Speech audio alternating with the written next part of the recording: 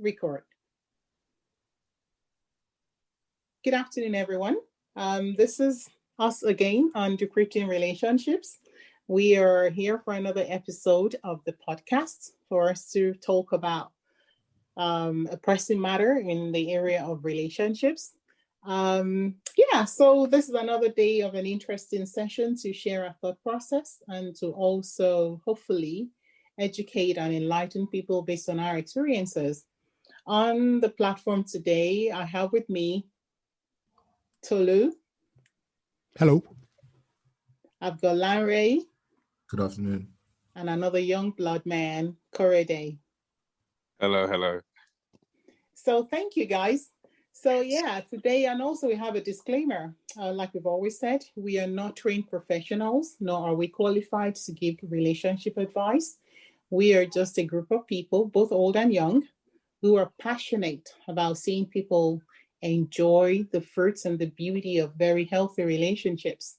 So the idea is for us to put some thought process and provoking thoughts out there to get people thinking about what it is that they are doing or not doing that might help them get to a place where relationships are kind of conducted or developed in a healthier manner.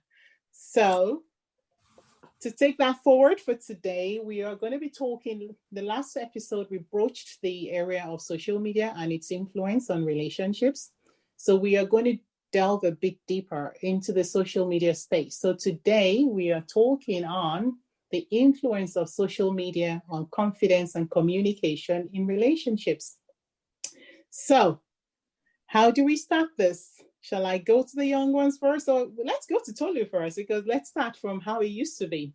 Let's go to the very beginning. So Tolu, tell us, how did we communicate when we were starting out our relationships then? So when we were, sort of like discussing earlier on about, when we grew up, we didn't have mobile phones. I mean, some of us didn't even have landlines, right? So, meeting up with girls, even actually, the prospect of there's a fine girl in that area or that area was not as, I guess, forthcoming as it is these days. So I think the question then is, how has social media changed that? Because first and foremost, right, not only were the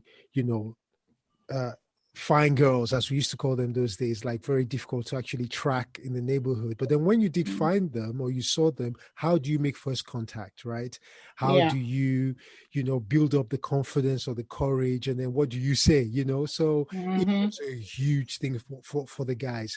So I guess now that, I think from as early as I don't know, 8, 9, 10-year-olds, they've all got mobile phones now, and they've got access to a network of people, and where you can actually see people's faces and you can make first contact a lot easier. I think today's question is just how has that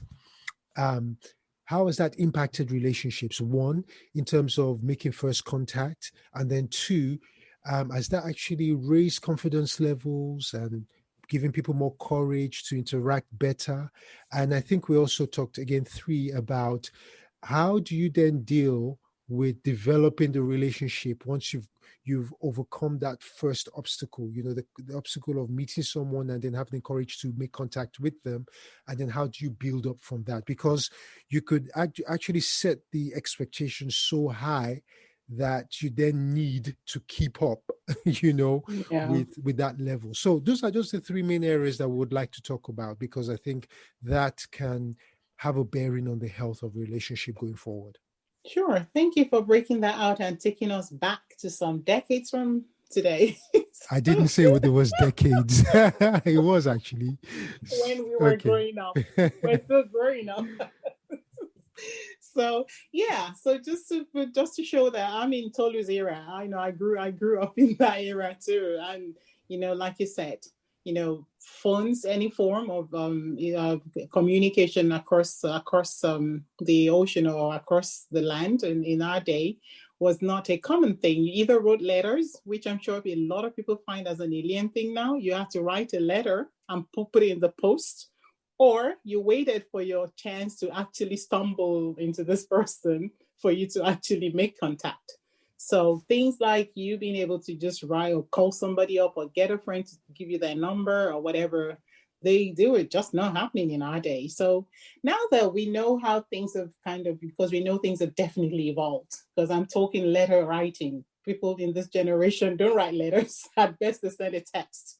So let's bring it into the 21st century, so to speak, and get the younger voices on the platform to tell us their experience of how social media works in terms of how you make the first move, what the impacts are, like Tolu broke them out, that topic out into how do you make the first approach? How has that helped or not helped?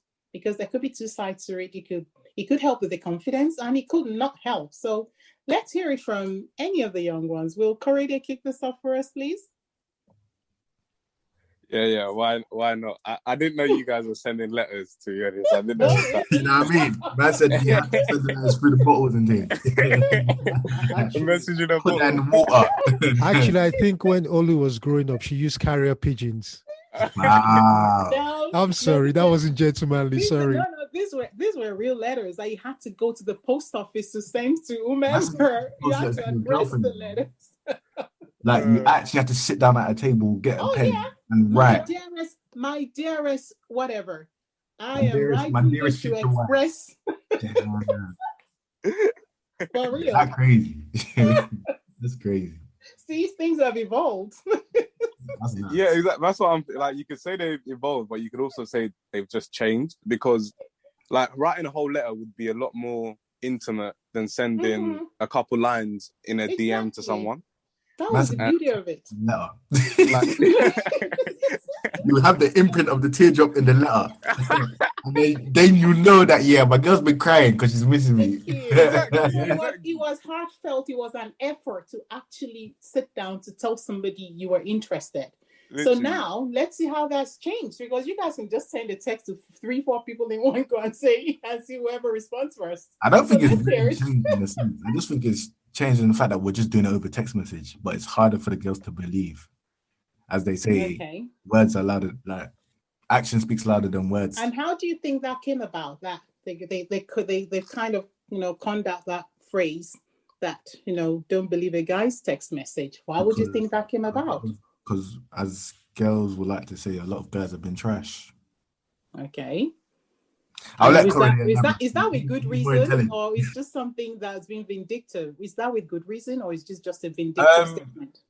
Corey, what do you think? Yeah, Corey. I think that evolves from like just being safe on the internet as well. Like we've all seen catfish and all of those kind of things. Like you can't trust that someone that says they love you over a screen that hasn't necessarily met you or really understands you very well has your good intentions at heart. And that goes for men and women, not just. So it's just a thing about being safe online. Because as I said, like when you write a letter, you're crying in the letter. But when I send it, when you send a text, it's just that message. Like it's digital. It's not necessarily a physical thing anymore. And there's less heart and less like power behind that. If that makes sense. Okay, so let me take this back a few notches, or take it down a few notches. You've just mentioned the word love for you, but before we even get to the point where you're comfortable enough to even say that, whether loosely or casually or meaningfully, there has to have been something. So going back to the very first approach, how do you guys handle, you see somebody, whether it's their photo for real or not, you're attracted to this image that's been portrayed there. How easy, or how does that come into you trying to establish some form of contact to even broach your relationship? I think it's all depending on like your confidence as a man or as a woman. And then sometimes, like, for example, if I go out now, if me and Corey go out, we go to the clubs and we see, like, sometimes you have your hype men, like your friends that will hype you up and be like, nah, go on, go chat to her, innit? Do your thing. That means go speak to her, show her what you're about. So it's depending on like also like the group of friends you have that, give you that confidence within yourself that, yeah, you can chat to any girl you want in a sense.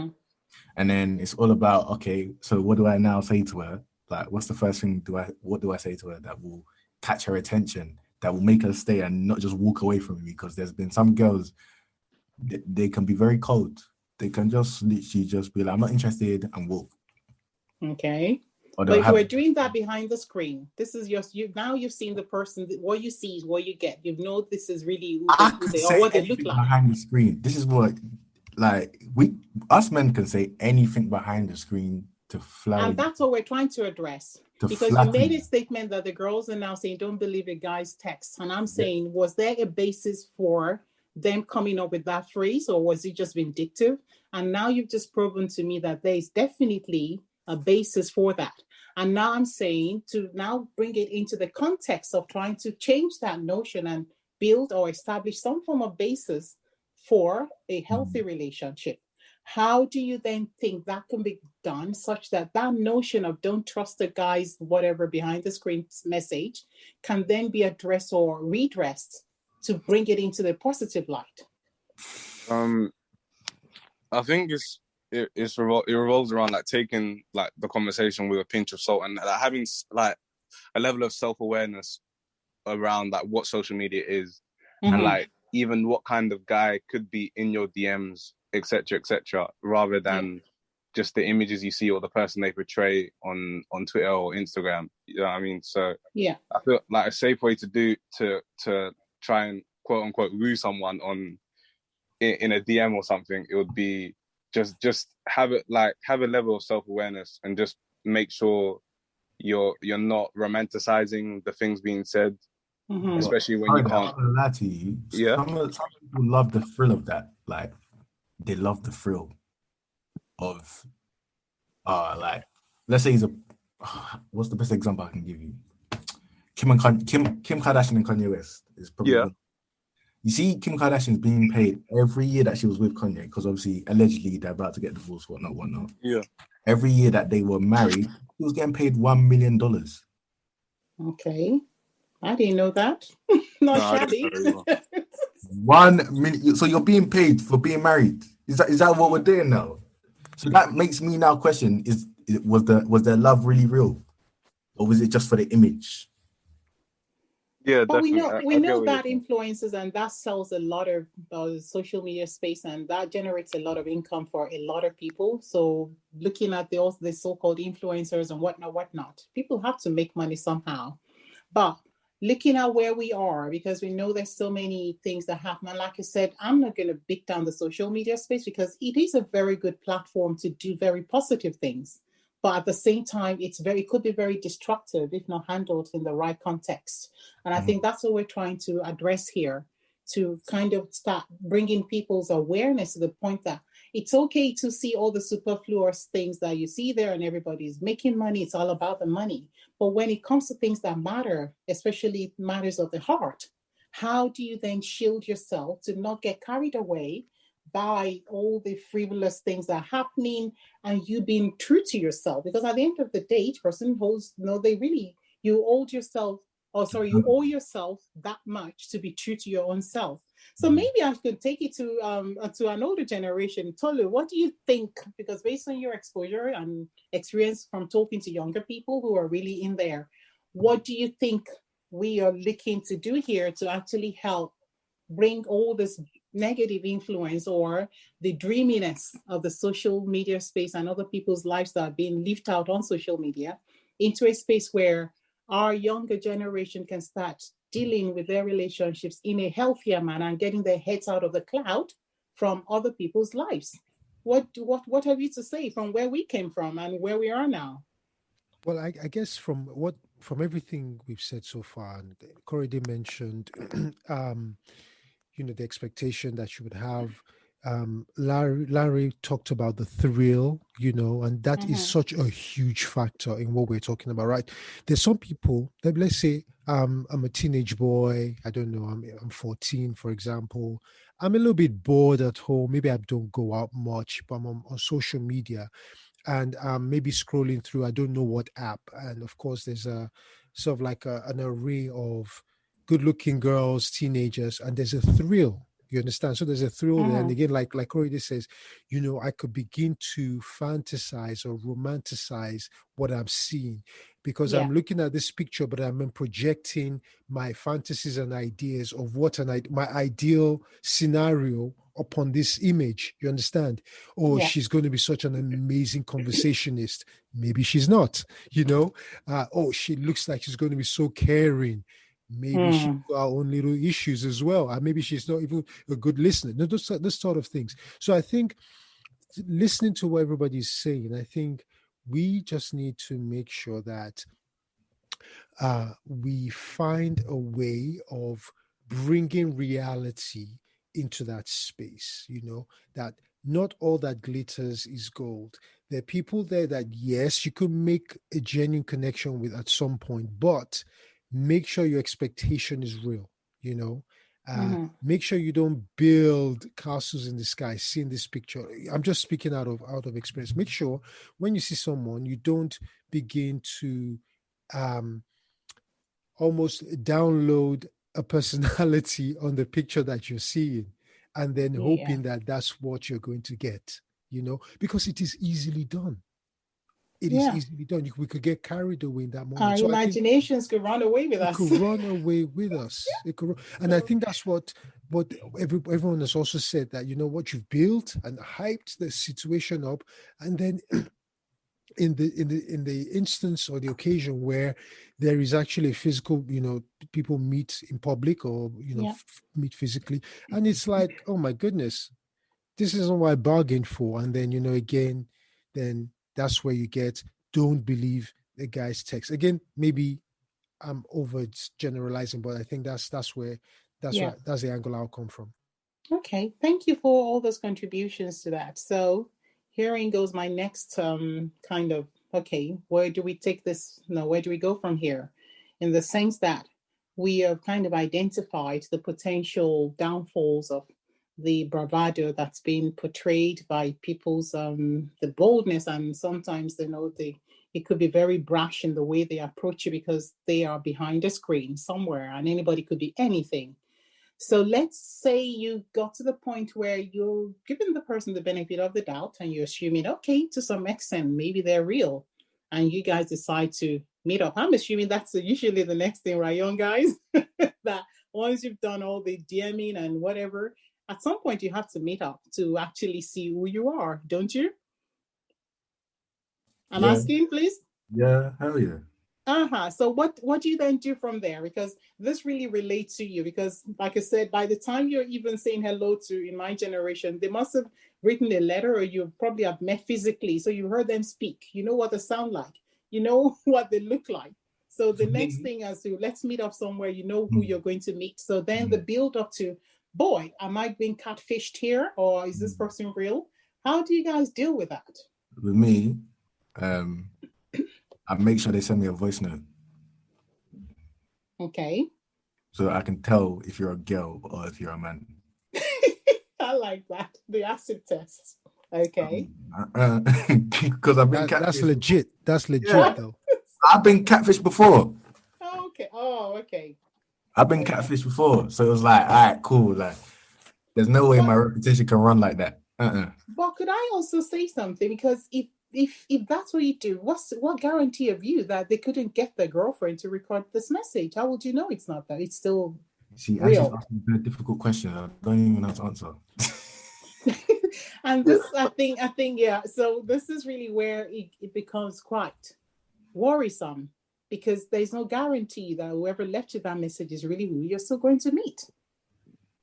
So you have to go step out in faith or somehow to say, okay, and maybe this is where the expectations, like Corey, both of you have alluded, Larry and Corey have alluded to earlier, in terms of expectations. So maybe this is where you just go with an open mind that whatever I meet, because you've still got no proof that whatever has been done is actually real until you actually see the person. So what would you then prepare your mind for, should you find yourself in a position where you're going to meet this person and you're trying to be open-minded? Cody, you can answer.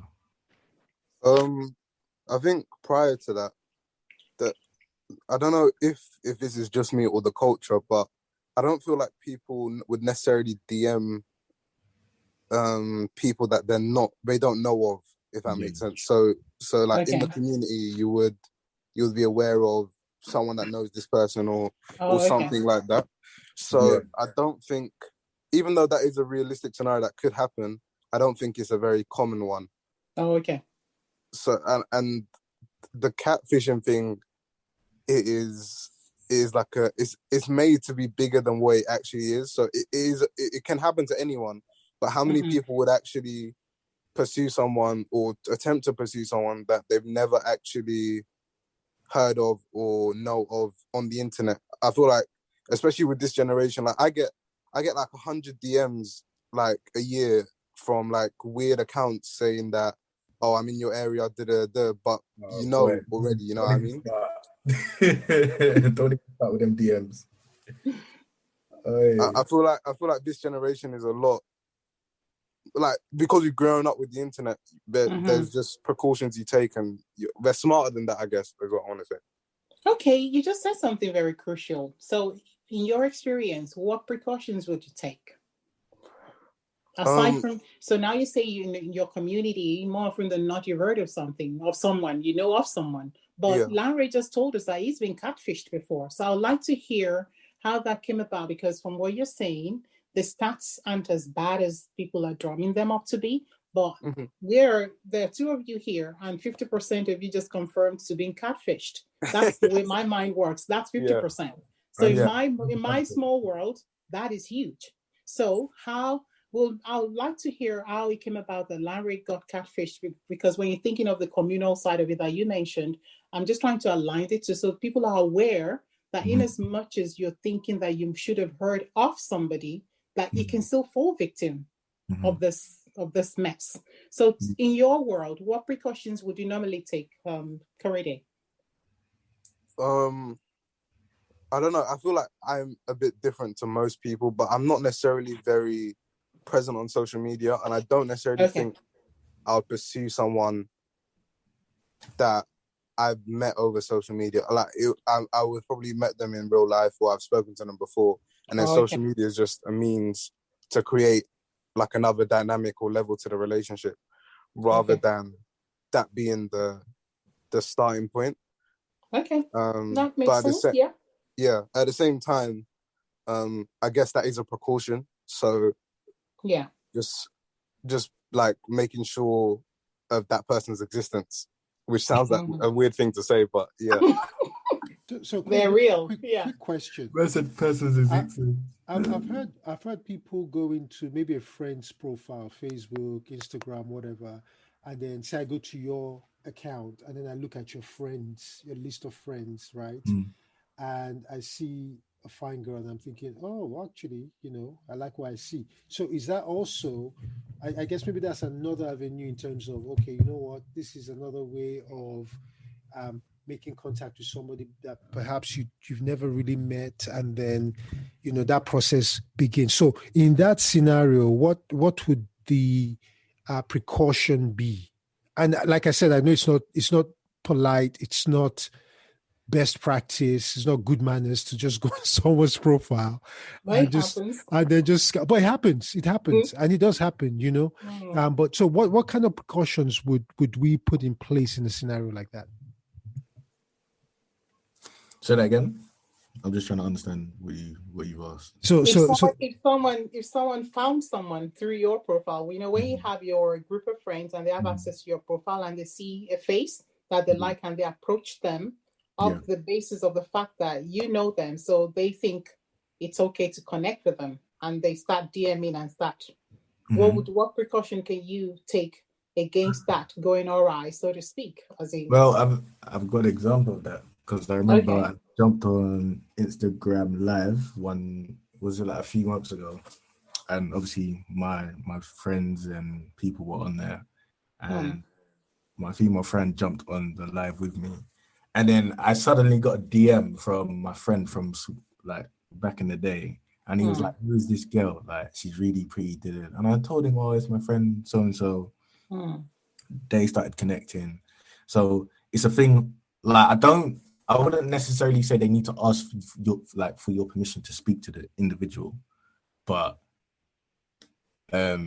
it's more of a thing where the person that's trying to pursue that, for example, that female also, they'll probably ask you about the individual, and they'll ask you like, what is this person like? Do you think she'll be a good person for me to get to know? And then it's down to you whether you're gonna let them do that thing or not. I think that would be the ideal behavior. But what Tolu was saying was this person just saw this face and they decided to just, that's why I said it wasn't a polite thing to do. They just saw the face and they just launched at them. Yeah, half the time there's nothing you can really do. Half the time, because whether they tell you or not, they'll probably still do it 9 times out of 10. So half the time, you know, they won't even like acknowledge that you have spoken to them through them. Yeah. So Tolu, does that address what you unless like your social media account is on private, then, but if not, it's you're given them, it's an open book for them to look through your followers and see who you're following and who's following you. And if basically you've just given a solution. If you make your profile private, then no friend's friend can actually just connect with you except you permit them. Exactly.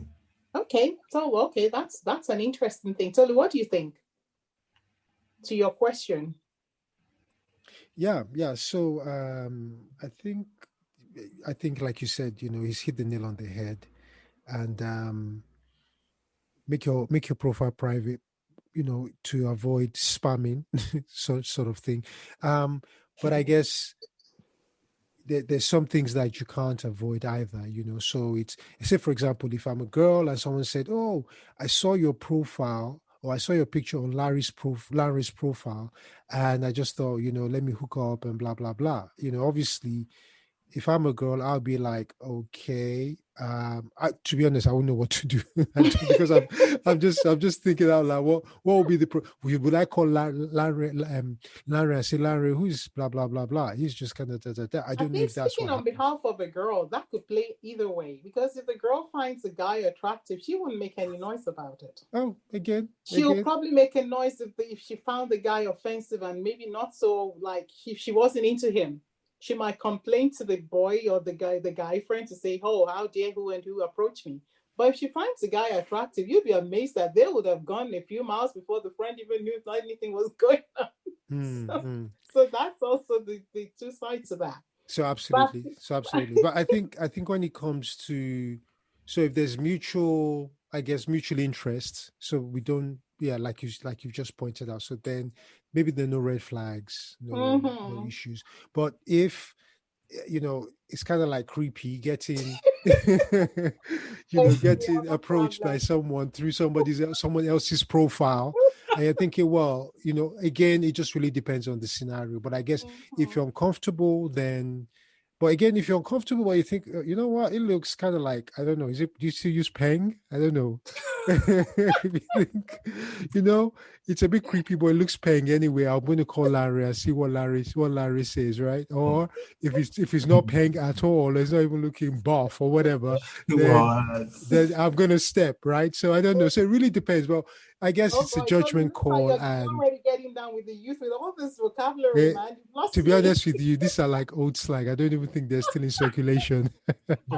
I must have lived in a very sheltered place. I didn't know any of those things, but it's good to hear them. So yeah, so I think it's just what we've said so far, even in a jocular and very relaxed manner, really is for people to take responsibility for their own kind of security, so to speak, in terms of making sure that you're not exposing your profile or profiles to, you know, unscrupulous elements by, you know, making them private. And, you know, so if anyone were to join or to get in contact, it's because you've given them permission to.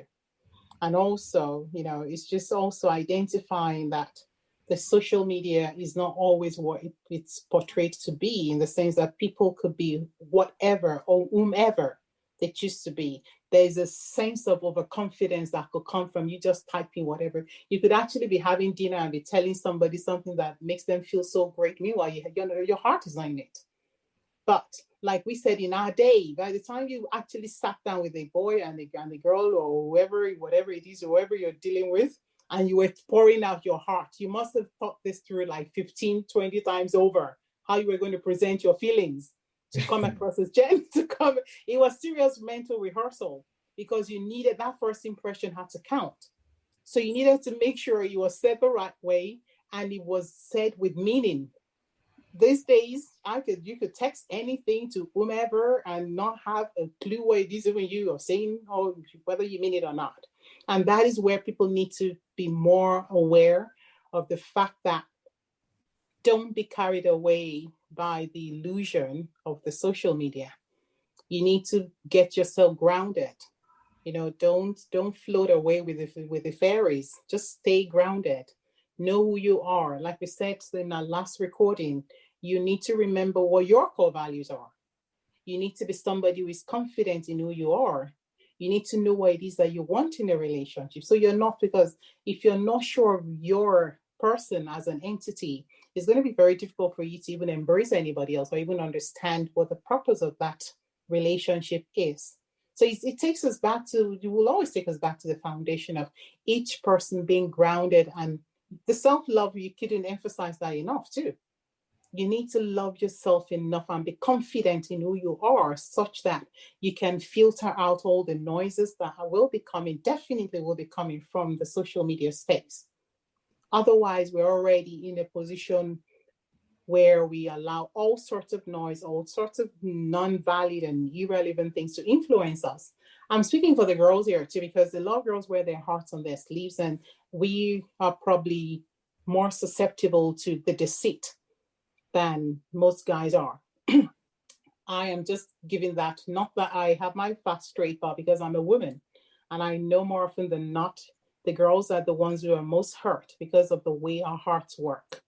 So please, ladies, we are putting this, you heard it from the guy's perspective, as to how things work, how sometimes, some of these things are just about a persona, that wants to be portrayed. And whether you fall for that or not is a matter of how well you are looking after your own space, how well you are protecting yourself from such noise.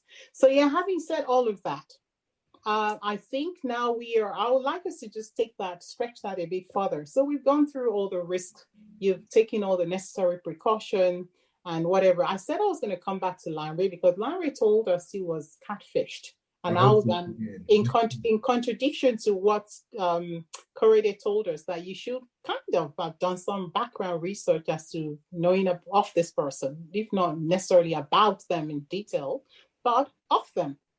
How come, Larry, you fell victim to this? I hope she's going to forget. Where do I even start? Some people are going to learn from it, so that's why we need to. It's fine. It's fine. I was probably like in college around these times. I was about 17, 16. Okay. Around the age. I've seen an Instagram profile follow me, and then because I have my Snapchat profile on my Instagram as well. So then that person has now added me on Snapchat. Okay. Profile. I can't lie, the pictures, they were looking sweet.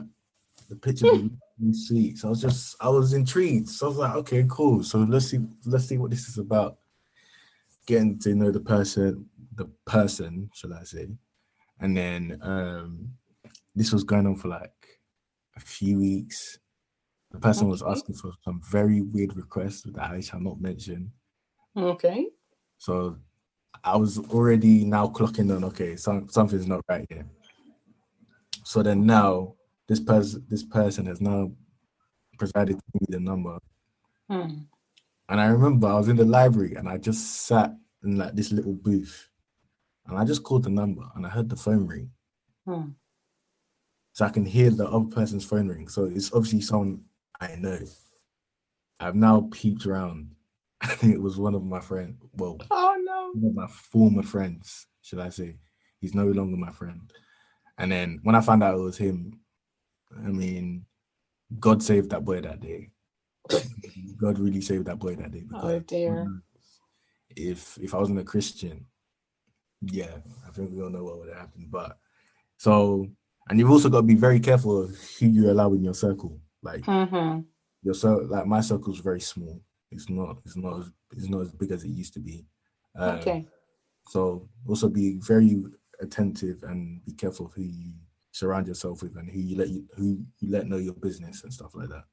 So just to round that up, in hindsight, and as a matter of lesson learned, what could you have done differently, if at all any, just for anyone who is probably potentially in that situation or has gone through? What would you think in hindsight you could have done differently to maybe better guard yourself, or if it was preventable or not? Just to educate people out there. Was there anything that you could have done to prevent it or avoid it? At the time, no, because I was so intrigued to see, because the pictures were so deceiving. Okay. But other than that, if I knew what I knew now, I would have clocked on instantly it was a catfish. Okay. And I think that's what we're trying to do here, because like you said, if you knew what you now know, then you'll probably have been better prepared to start taking the necessary steps to realize what it was, for what it really was.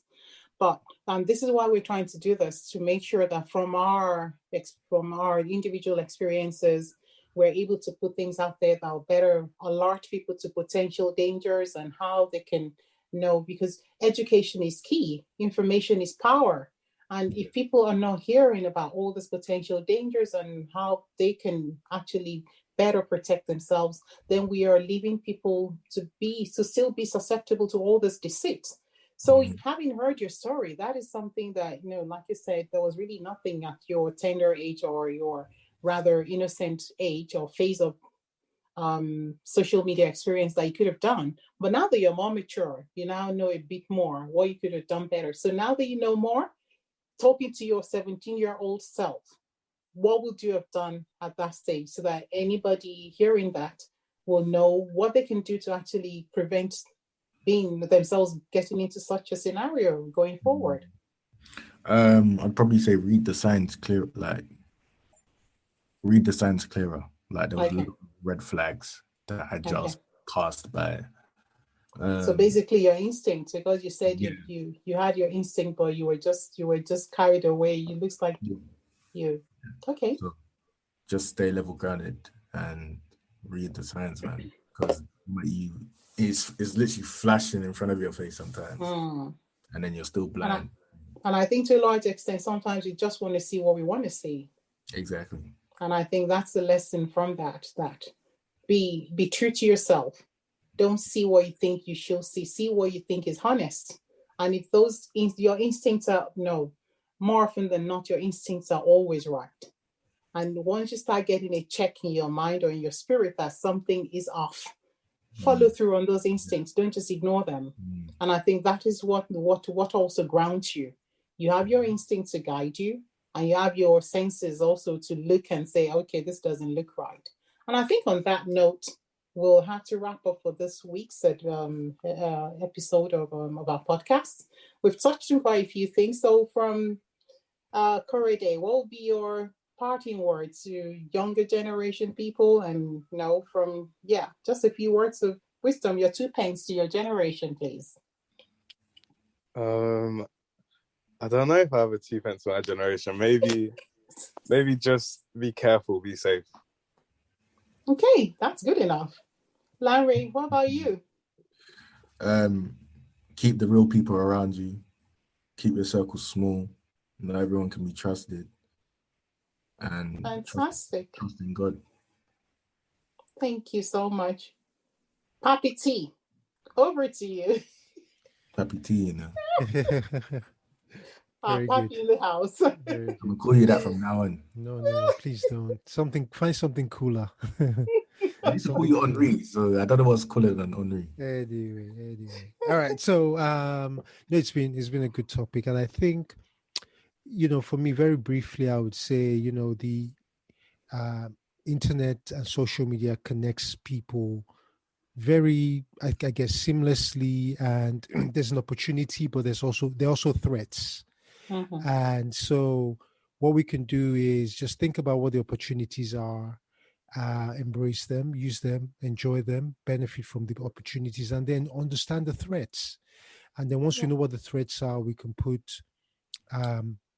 whatever we need to do, safeguards around those threats, educate one another, speak openly, look out for one another, and then just carry on. Because I guess life is an adventure, but then sometimes, it can have a lot of really damaging pitholes and pitfalls in it. So basically embrace the opportunities, but look out for the threats. Thank you. Wisely said. So you heard it, guys, from all the guys on the platform, people out there. You heard it from the guys and from myself, being the only female voice on the platform for now. You've heard it said. We are going to change that very soon. So yeah, hearing it from myself, again, my parting words will be true to yourself, be grounded in who you are, and love yourself enough to say no when the red signs are there, when the alerts are there, and you're second guessing what's going on. Just stay true to yourself. And if you're grounded in who you are and you love yourself, then you're not kind of desperate to prove to whomever that you are what you're not. So yeah, I think it's just a matter of just being cautious, and like we've learned a thing or two. For those of you who have active profiles on social media, keep them private, so you're not allowing every Tom, Dick, and Harry to poke into your life and harass you. And I think that's how we'll end this week's episode. So on that note, it's bye-bye from me, from Tolu. Bye-bye. Lanray, from you. See you guys later. And finally, from Korede. Take care, guys. See you later. Thank you guys for listening. It's been wonderful having this chat on this episode. So have fun. Take care. Bye. Bye. Bye-bye. In a bit. Okay. Oops.